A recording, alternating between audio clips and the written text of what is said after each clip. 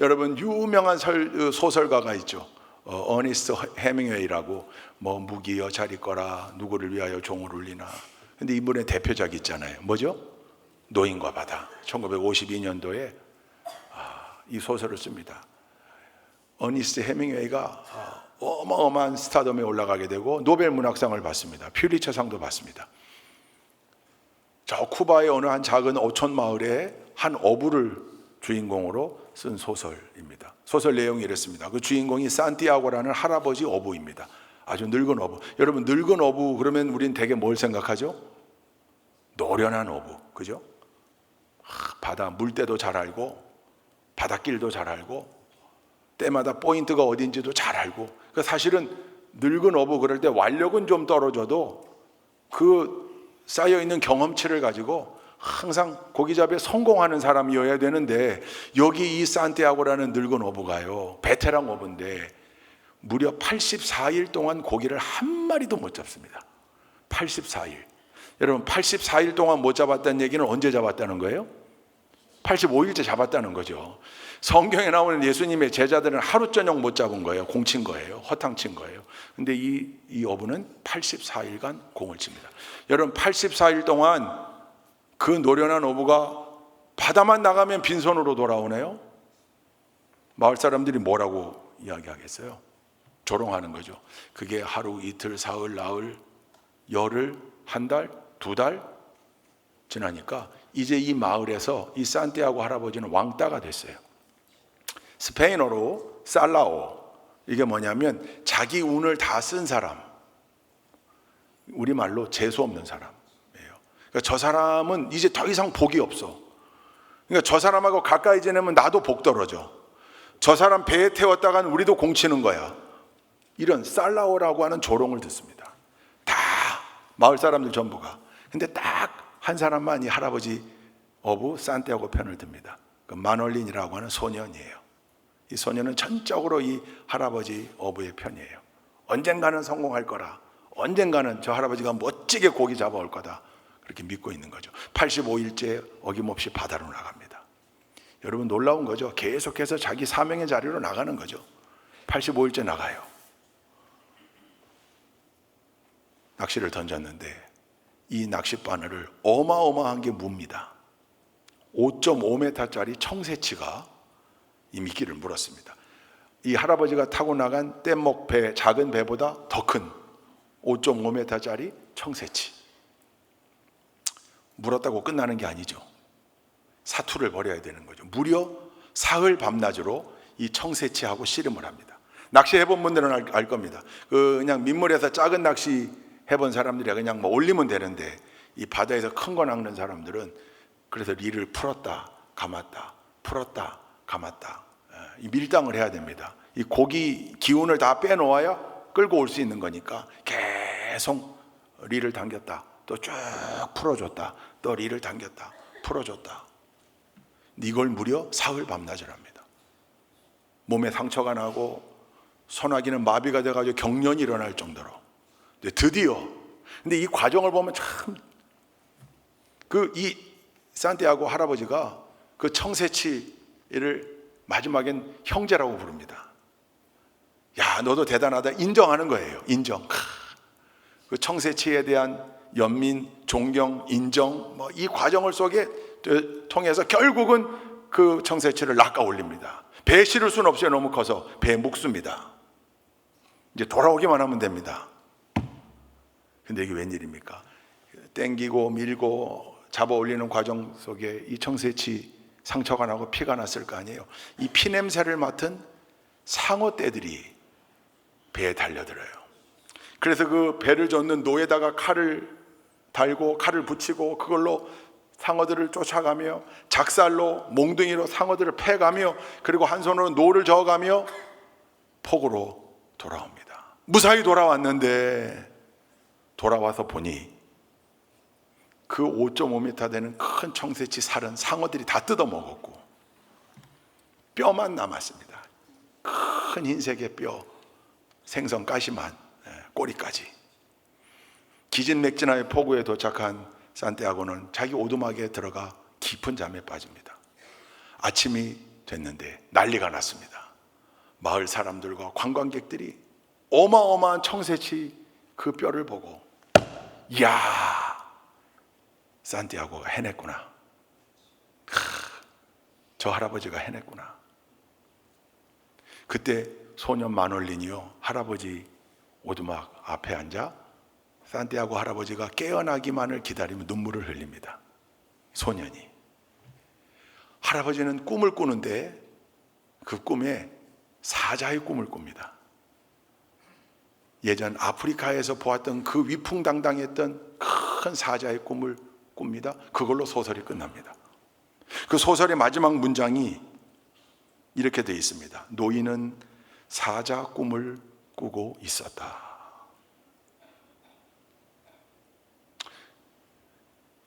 사람들은 퇴물이라고, 나이 들어 더 이상 완력도 없고 안 되고 큰 고기 잡을 어부가 아니라고 조롱했지만, 이 할아버지 산티아고 늙은 어부의 마음속엔 아직도 사자가 살고 있었던 겁니다.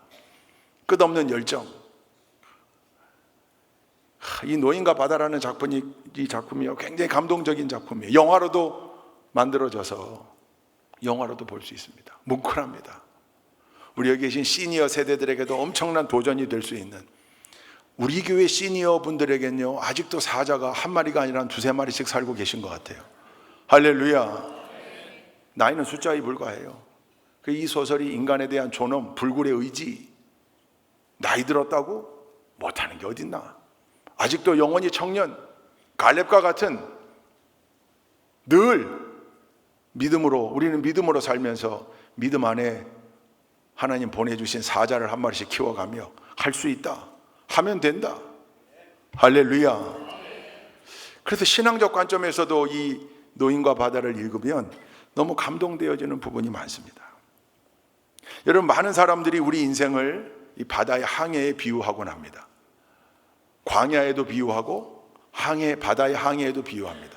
대개 광야 인생길 그럴 땐 되게 우리 기독교 신앙인들이 그렇게 많이 비유하고, 믿지 않는 사람들도 다 우리 인생을 바다를 헤쳐나가는 항해에 비유하잖아요. 근데 그 항해에 비유하다 보니까 필연적으로 등장하는 게 있어요. 그게 뭐죠? 풍랑입니다. 풍랑. 혹시 우리 성도님들 가운데 인생의 항해길에 풍랑 만나기를 원하시는 분 있습니까? 여기 아멘 하면 큰일 납니다. 그죠? 없죠. 저도 마찬가지예요. 저도 늘 우리 성도님들을 위해 기도할 때, 하나님, 우리 좋은교회 속한 모든 성도님들 단 한 명의 요래도 없이 우리 모든 자녀들까지 그 인생 여정 가운데 풍랑 만나지 않게 하시고, 평안하게 하시고, 성취하게 하시고, 이루게 하시고, 할렐루야, 차고 넘치는 축복을 체험하게 하옵소서. 늘 그렇게 기도하죠. 저를 위해서도 그렇게 기도하고 우리 자녀들을 위해서도 그렇게 기도해요. 근데 우리는 늘 만나잖아요. 풍랑을 만나요. 안 만나고 싶은데 만나게 돼 있어요. 100년 인생, 120년 인생, 앞으로 150년 인생 그렇게 살면서 나는 풍랑을 한 번도 만난 적이 없다, 그런 사람은 세상에 없을 겁니다. 단언컨대 있을 수가 없어요. 누구에게든 어떤 모양이든 풍랑이 있어요. 그러면 안 만나고 싶은 풍랑입니다. 불청객입니다. 안 왔으면 좋겠어요, 그 풍랑이. 근데 믿음이 없는 사람들도, 지혜로운 인생들은 이 풍랑을 부정적인 것으로만은 보지 않더라고요. 여러분, 영국 속담에 평온한 바다, 잔잔한 바다는 결코 유능한 항해사를 만들 수 없다, 그런 속담이 있어요. 무슨 뜻인지 알잖아요. 바다가 평온할 때만 노져 나갈 수 있는, 키를 잡을 수 있는 선장은 풍랑 만나면 큰일 나는 거죠. 큰 파도도 만나봐야 하고, 폭풍우도 만나봐야 하고, 배가 뒤집어질 것 같은 높은 파도도 만나봐야 그 속에서 단련되어지는 거죠. 잔잔한, 우리는 늘 잔잔한 바다를 원하죠. 원하기는. 그러나 유능한 선장, 유능한 항해사, 유능한 어부가 되기 위해선 이 풍랑이 필요하다는 거예요. 정호승 시인이 쓴 풍랑이라는 시가 있습니다. 이 시에 이런 대목이 등장해요. 풍랑이 무서워 바다로 나가지 못하는 어부는 어부가 아니다. 풍랑 속에서도 그물을 던지는 사람만이 바다의 주인이 된다. 인생의 진정한 깊이는 파도가 평평할 때가 아니라 거센 파도가 내 삶을 기우뚱거리게 할 때 그때 드러난다. 풍랑의 가치인 거죠. 여러분, 독일에 대해 문화였던 괴테가 이런 말을 했습니다. 배는 항구에 세워져 있을 때 가장 안전하다. 하지만 그것이 배가 만들어진 목적은 아니다. 여러분, 누가 배를 항구에 묶어 놓으려고 만드나요? 넓은 바다로 나가려고 만드는 거지. 항구에 묶여져 있으면 안전하죠, 정박해 있으면. 그러나 풍랑의 위험이 도사리고 있음을 알면서도 바다로 전진해 나갈 때 그때 이 배의 진가가, 선장의 진가가 나타나는 거죠. 풍랑이 필요하다 그 말입니다. 우리에게 풍랑이 필요한 거라는 거예요. 그 풍랑이 우리를 더 성장하게 만들고 더 단단하게 만든다는 거죠. 스펄전 목사님이 그래서 설교 가운데 이렇게 했어요. 하나님은 종종 우리를 은혜의 폭으로 인도하시기 위해서 환난의 풍랑을 보내주신다. 폭풍우가 거세게 불수록 배는 순풍을 탔을 때보다 훨씬 더 빠르게 항구에 다다르는 법이다. 이해가 되세요? 순풍에 돛을 달고 저 목적지까지 가는 시간보다 순풍에 돛 달기를 원했는데, 순풍 맞기를 원했는데 나가보니까 폭풍우가 불어요. 폭풍우 거기 대응하느라고 돛을 내리기도 하고 방향을 틀기도 하고 노를 젓기도 하고, 그리고 풍랑이 지나가서 정신 차려봤더니 벌써 항구에 도달해 있더라. 순풍 달았을 때보다 더 빨리 필요하다 그 말인 거죠. 모든 게 공통점이에요. 세상의 지혜로운 말이나 성경의 말씀을 인용하여 했던 설교나 다 동일하게 풍랑은 우리는 만나고 싶어 하지 않지만 그러나 우리에게 필요한 거다.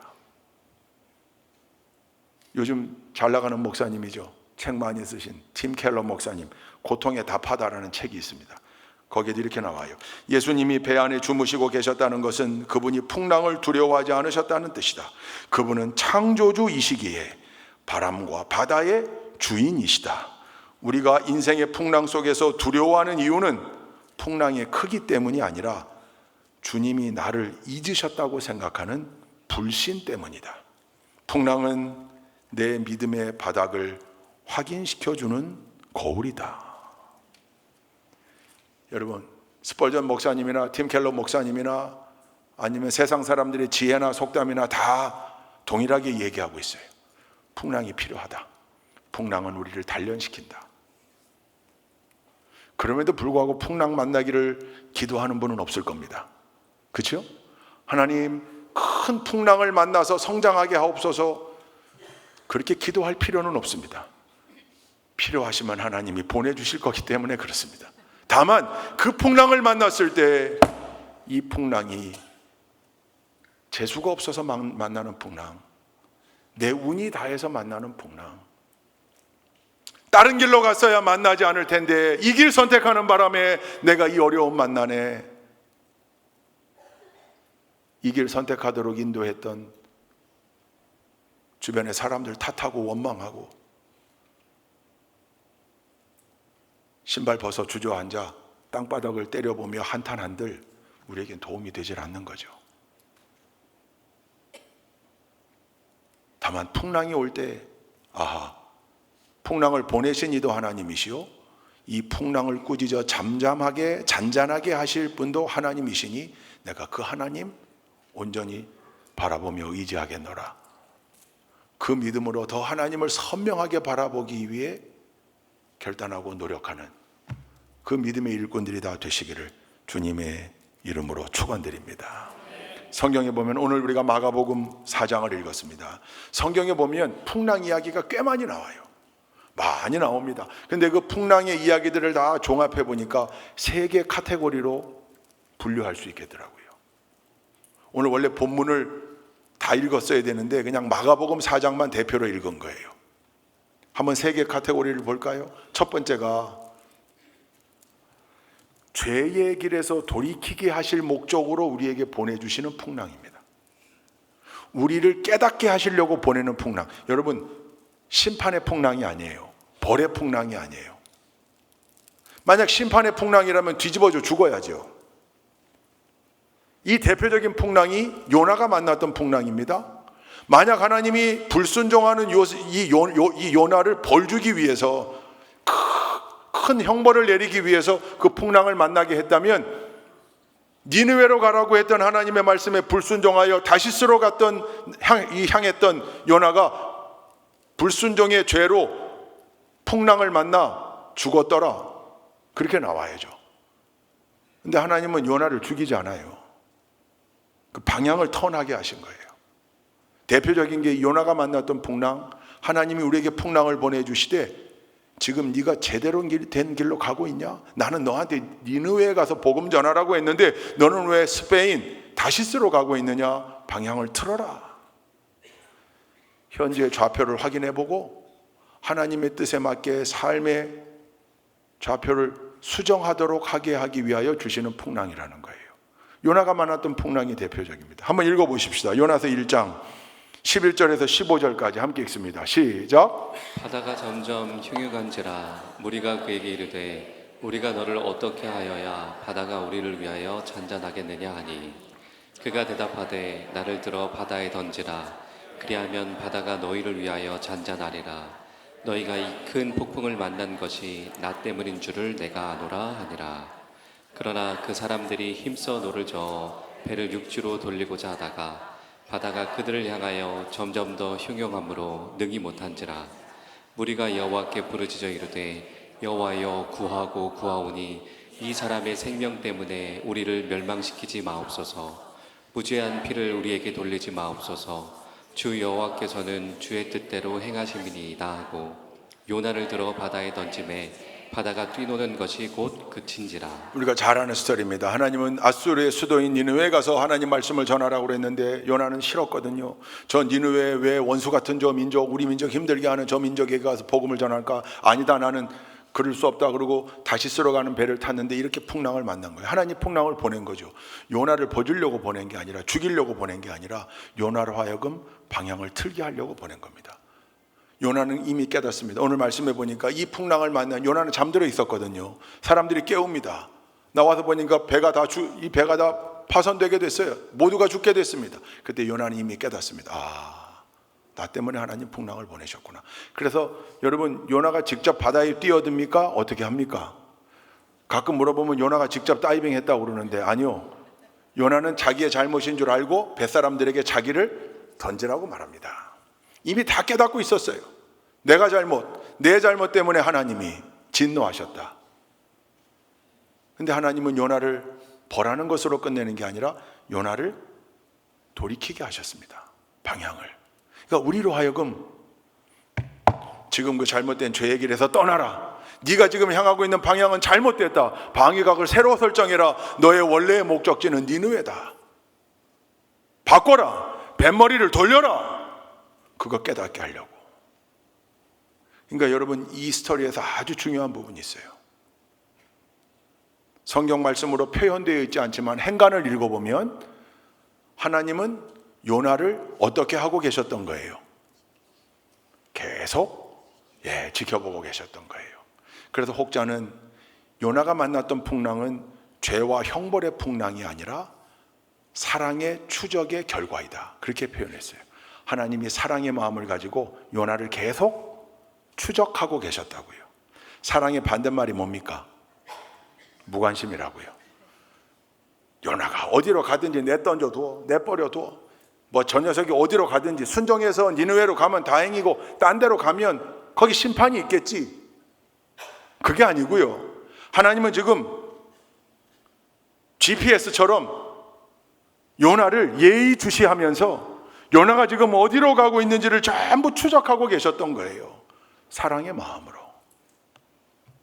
하나님이 우리를 사랑하시기에 눈 감고 계시지 않는다 그랬습니다. 두 눈을 부릅뜨시고 불꽃 같은 눈동자로 우리를 지켜보고 계신다. 할렐루야. 이게 좀 부담스럽긴 하죠. 부족한데. 근데 아니요, 그게 사랑이기 때문에. 그래서 혹 우리가 잘못된 길로 갈 때 깨우치게 하려고 풍랑을 보내신 거예요.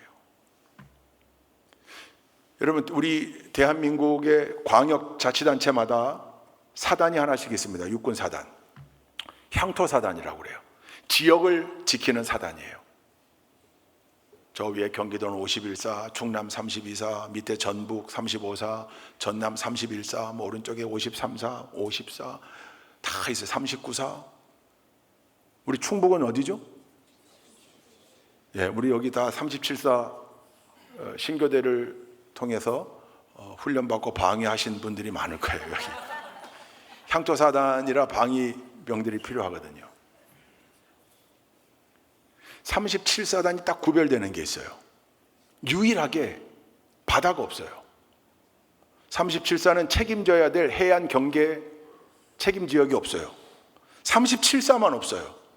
그래서 우리 농담이에요. 37사단장만 매일 2다리 뻗고 잔다. 나머지 사단장들은 이게 바다에서 뭔 일이 일어날지를 모르겠는, 이게 현행작전이니까 매일매일. 그래서 각 사단들마다 전부 다 레이더 기지를 두고 종합 상황실을 놓고요, 매번 교대해 가면서 그 레이더를 모니터하는 거예요.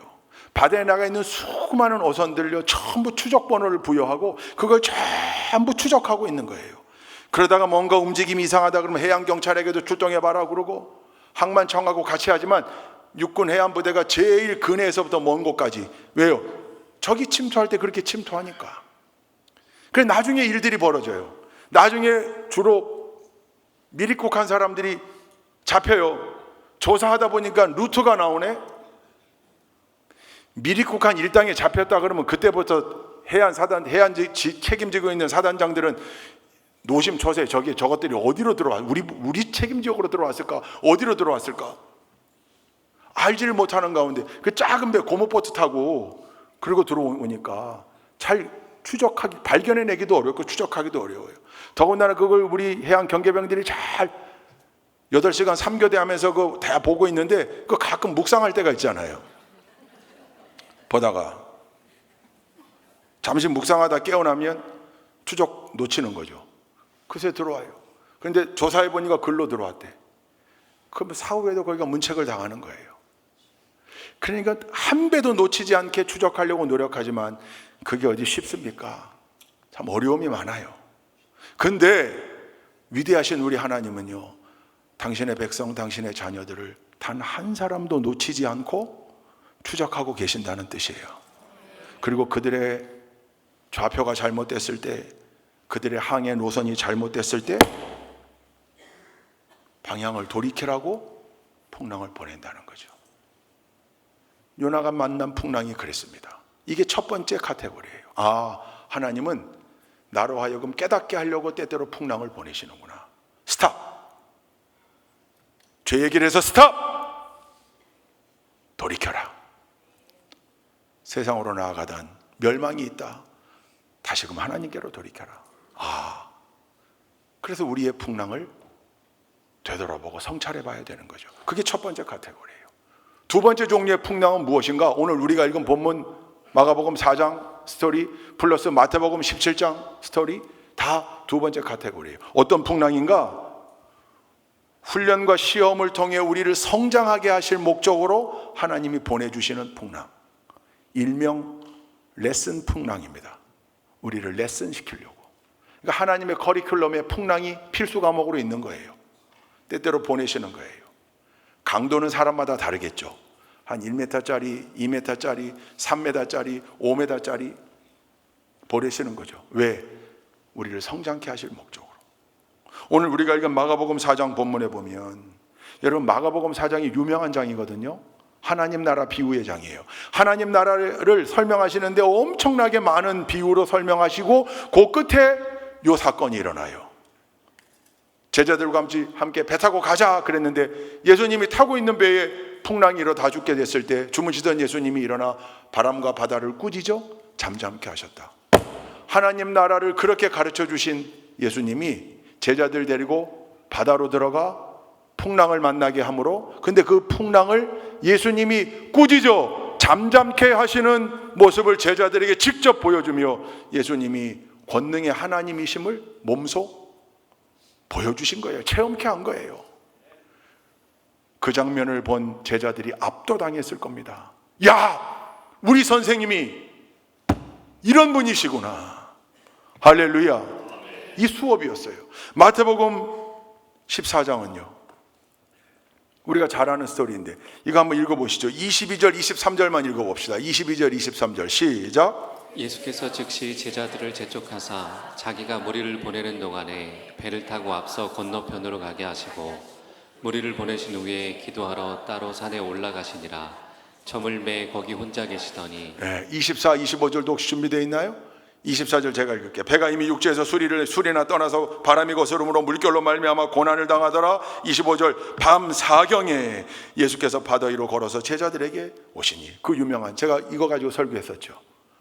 날이 저물 때 떠나서 풍랑 만난 제자들 다 죽게 생겼는데 예수님은 언제 오셨다고요? 밤 사경에. 이게 새벽 3시부터 6시입니다. 그때까지 뭐 했는가? 누가복음 본문에 보면 제자들이 열심히 배가 뒤집히지 않기 위하여 노를 저었다. 그때 예수님이 어떻게 오셨어요? 마가복음 4장은 예수님과 같이 배를 타고 떠난 거고요. 지금 마태복음 14장은 예수님이 제자들을 먼저 배 태워 보낸 거예요. 예수님이 오십니다. 어떻게? 물 위를 걸어서 위대한 모습을 보여주시고 바람을 꾸짖어 잔잔하게 하셔서 제자들이 무사히 항구에 도착할 수 있도록 하셨다. 포구에 경험케 하는 거죠. 배가 뒤집혀질 위험이 있느냐? 이 배에 함께 타고 계신 주님을 의지해라.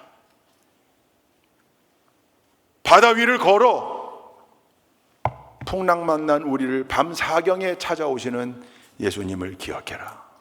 할렐루야.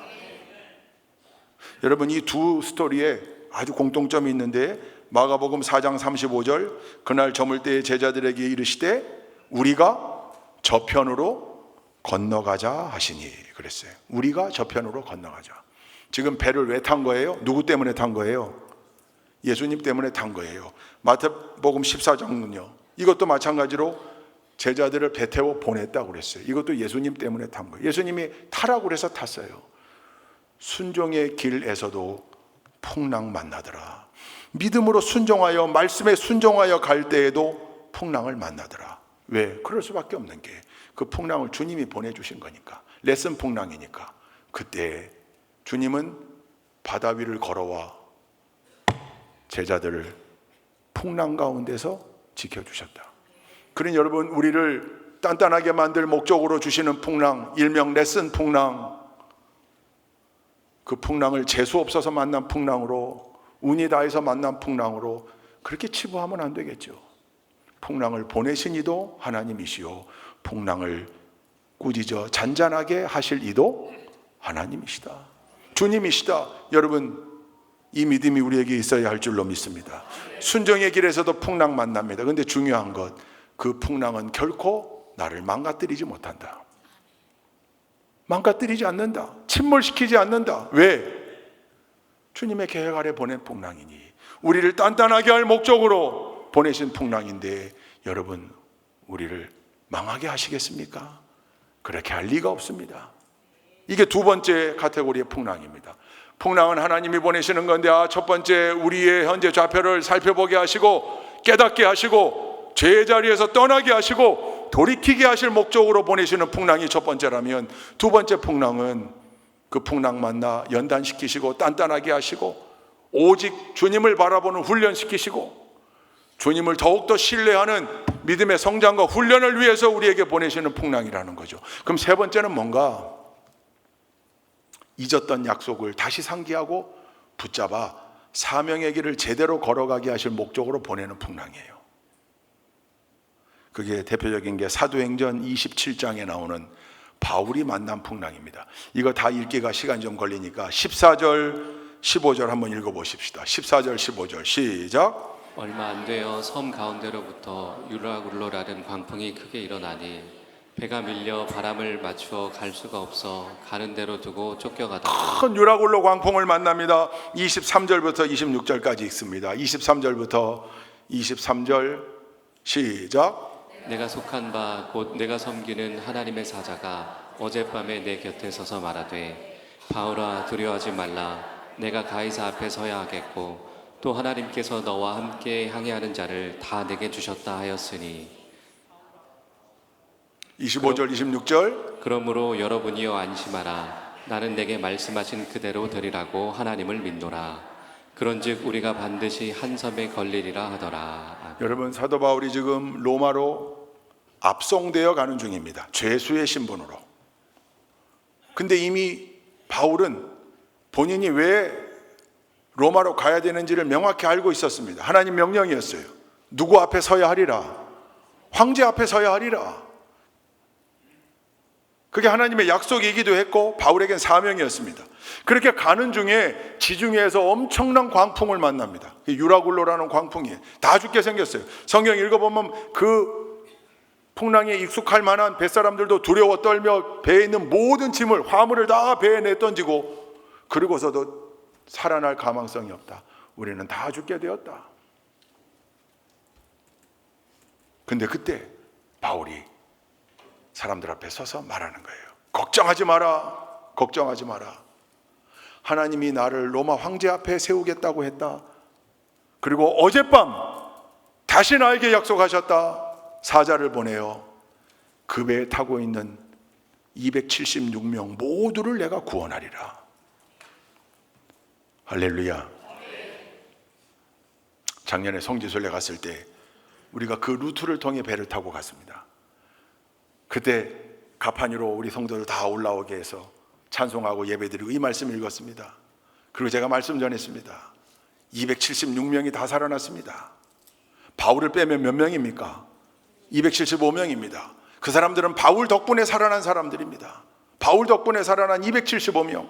자, 우리 모두가 이 유라굴로 광풍이 불었던 이 지점을 지나고 있는데 지중해를 우리 모두 바울 됩시다. 나 덕분에 살아나는 사람들 275명 만듭시다. 그래서 작년에 성지순례 갔다 온 사람들은 275명 전도하기로 약속을 했습니다. 조성국 권사님 맞죠? 275명. 이 땅에 우리가 100년 살지 120년 살지 모르지만 바울처럼 나 덕분에 살아나는 사람들. 여러분, 바울이 지금 로마로 가고 있는 건 하나님의 계획이 있었고 약속이 있었거든요. 근데 바울이 죽게 됐어요. 그때 다시 사자를 보내서 약속을 상기시켜 주는 거예요. 잊지 않았지? 너는 황제 앞에 서야 될 거야. 그러니 죽을 리가 없다 그 말이죠. 너와 함께하고 있는 모두를 내가 구원하리라. 바울이 담대히 서서 이 사람들에게 말합니다.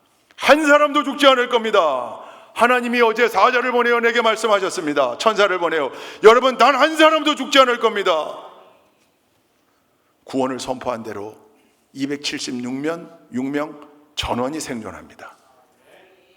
이때 풍랑을 유라굴로를 보낸 이유가 뭡니까? 바울의 사명, 하나님의 약속, 그 약속을 다시금 상기하고 그 약속을 붙잡는, 그럴 때 살아나는, 바울 또한 그것을 새롭게 체험하는 뿐만입니까? 거기 275명 모두가 바울이 선포했던 하나님의 약속대로 다 살아나는 경험했으니 기록에 나와 있지는 않아도 그 275명 모두가 다 바울이 선포했던 하나님, 바울이 전하는 예수 그리스도에 대하여 경외심을 갖게 되었을 겁니다. 사람을 살리는 일, 이게 우리에게 주어진 사명 아닙니까? 하나님은 그 사명, 약속을 붙잡고 우리가 가지고 있는 그 사명을 강화시키기 위하여, 내가 너에게 직분을 준 이유가 뭐냐? 내가 너에게 이 자리를 준 이유가 뭐냐? 하나님 묻고 계시는 거죠. 내가 너에게 더 큰 십자가를 맡긴 이유가 뭐냐? 뽐내라고, 불리어지는 호칭 편하라고, 그거 아니잖아요. 맡기신 이유가 있죠. 세우신 이유가 있고, 그게 사명 아닙니까? 그 사명을 계속 상기시키기 위하여. 여러분, 이거 거꾸로 말하면 그 사명을 잊어버리면 하나님은 풍랑을 또 보내십니다. 깨달아라. 너 약속을 잊었구나. 깨달아라. 이게 세 번째 카테고리의 풍랑입니다. 요나가 만났던 풍랑, 제자들이 만났던 풍랑, 사도 바울이 만났던 풍랑, 이걸 다 종합해 보니까 여러분 이런 결론에 도달하게 됩니다. 첫 번째, 우리는 내가 만나고 있는 풍랑의 정체를 분별해야 되겠다. 지금 내가 만난 풍랑이 요나의 풍랑인데 엉뚱하게 지금 사도 바울의 풍랑으로 착각하고 있는 분 계속 멀어질 겁니다. 요나의 풍랑임을 깨달으면 즉시 무릎을 꿇고 돌이키기만 하면 됩니다. 그때 하나님은 다시 요나를 니느웨에 보내서 그 요나가 선포하는 그 말씀, 그 입술에 얼마나 큰 권세를 주셨습니까? 요나가 선포하는 대로 다 믿었습니다. 그렇게 쓰임받는 역사가 있게 될 줄로 믿습니다. 도망치다 만난 풍랑, 요나의 풍랑이라면 돌이킴, 회개가 필요하고, 순종의 길에서 만난 풍랑, 제자들의 풍랑이라면 주님을 다시금 바라보는 믿음이 필요하고, 사명의 길에서 만난 사도 바울의 풍랑이라면 약속을 다시금 상기하고 붙잡는 담대함이 필요하다. 현재 우리 각자가 만나고 있는 풍랑이 이 세 카테고리 가운데 어떤 풍랑인지 분별하는 지혜가 있기를 주님의 이름으로 축원드립니다. 두 번째, 풍랑을 만날 때마다 기억해야 합니다. 이 풍랑은 내가 재수 없어서 만나는 풍랑이 아니라 풍랑을 보내신 이가 따로 있다. 하나님이시죠. 그러니 풍랑의 크기에 천착하지 말고, 야, 2m짜리 풍랑, 3m짜리 풍랑, 쟤는 1m짜리밖에 안 만났는데 왜 나한테는 5m짜리 주십니까? 이런 거 따지지 말고 풍랑의 크기가 어떠하든 간에 뭐에 집중해야 할 것인가? 풍랑의 주인 되시는, 우리 인생 항해의 선장 되시는 예수님, 주님에게 집중하라. 그분은 이 풍랑을 좌지우지하시는 분이요, 풍랑을 잠잠케 하실 분이시다. 시편 107편에 이런 말씀이 있습니다. 28, 29절만 읽읍시다. 시편 107편 함께 읽습니다. 28절, 29절 시작. 이에 그들이 그들의 고통 때문에 여호와께 부르짖음에 그가 그들의 고통에서 그들을 인도하여 내시고 광풍을 고요하게 하사 물결도 잔잔하게 하시는도다. 시편 107편 앞에 보면 광풍을 보내시는 하나님 얘기가 나오고요, 28, 29절은 그 광풍을 고요하게 하시는 하나님 얘기가 나와요. 바람을 주재하시는 분, 바람을 보내기도 하시고 잠잠하게도 하시는 분, 즉 창조주 하나님. 여러분, 그 하나님의 손에 우리 인생이 붙들려 있음을 믿으시기 바랍니다. 풍랑을 만날 때마다 풍랑의 주인 되시고 내 삶의 주인 되시는 절대 주권자 되시는 하나님을 바라보는 믿음과 지혜가 있기를 주님의 이름으로 축원드립니다. 마지막 세 번째, 풍랑을 만날 때마다 변화가 있어야 합니다. 어떤 변화인가? 오늘 본문 40절 41절, 오늘 마가복음 4장 본문 40절 41절 함께 읽습니다. 시작. 이에 제자들에게 이르시되 어찌하여 이렇게 무서워하느냐? 너희가 어찌 믿음이 없느냐 하시니 그들이 심히 두려워하여 서로 말하되 그가 누구이기에 바람과 바다도 순종하는가 하였더라. 여러분, 이 제자들의 모습에 두 가지 두려움이 등장합니다. 40절 말씀에 등장하는 두려움, 제자들에게 이르시되 어찌하여 이렇게 무서워하느냐. 제자들이 가지고 있었던 무서움, 공포, 두려움, 이건 세속적 두려움이죠. 풍랑을 바라보며 가지는 두려움입니다. 풍랑이라는 고난에 압도당한 자들이 가지게 되는 두려움입니다. 그런데 이 두려움을 바꿔야 된다는 거죠. 어떤 두려움으로? 41절에 나온 두려움, 그들이 심히 두려워하여 서로 말하되 그가 누구이기에 바람과 바다도 순종하는가. 이 두려움은 풍랑을 보내신 주님을 향한 거룩한 경외심인 거죠. 우리가 이 두려움의 변화를 체험해야 합니다. 풍랑을 만났을 때 인간적 마음으로 두려움을 느낄 수 있으나, 그러나 이내 그 두려움이 경외심으로 바뀌어야 된다는 거죠. 야, 이 풍랑을 보내신 이도 하나님이시오, 이 풍랑을 꾸짖어 잠잠하게 하실 그 주님을 바라보며 주님을 향한 거룩한 경외심. 여러분, 이 변화가 우리 속에 있을 때 그 풍랑 다 헤쳐가며 더 단단한 믿음 가지고 위대한 사명의 길 위에서 거침없이 목적지를 향하여 항해하는 위대한 인생의 주인공들이 되실 줄로 믿습니다. 좋은 교회 성도님들이, 우리 자녀들이 인생 여정 가운데 때때로 이따금 풍랑 만날 텐데, 그때마다 이 새 풍랑을 늘 기억하고 분별하며 풍랑 자체에 굴복당하지 아니하고 언제나 하나님의 은혜와 사랑, 그거 의지하고 바라보는 가운데 위대한 항해를 계속, 사명의 항해를 계속해 나가는 귀한 신앙의 주인공들 다 되시기를 주님의 이름으로 축원드립니다. 기도합시다. 좋으신 하나님, 우리에게 찾아오는 풍랑 온전히 분별하게 하시고 구별하게 하시고 그 풍랑을 만남으로 더 위대한 믿음의 주인공, 더 위대한 사명의 주인공으로 살아가는 우리 좋은 교회 모든 믿음의 권속들 다 될 수 있도록 인도하여 주옵소서. 예수 그리스도의 이름으로 기도 올리옵나이다. 아멘.